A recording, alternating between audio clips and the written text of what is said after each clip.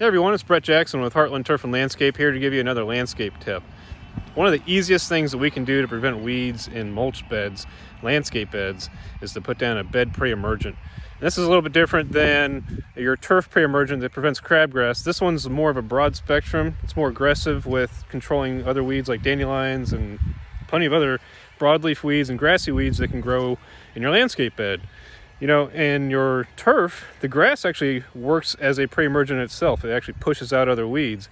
Whereas in landscape beds or mulch beds, where you have mulch that can invite other weed seeds to take root and grow, weeds grow very readily. So a bed pre-emergent will make your life a whole lot easier when you go to pull weeds later on in the future and get those weeds out of your nice, clean landscape beds that you have. Now, one thing that I should mention is that these cannot prevent weeds from growing that are already there. So the way a pre-emergent works, it'll actually kill a seed before it really turns into a weed.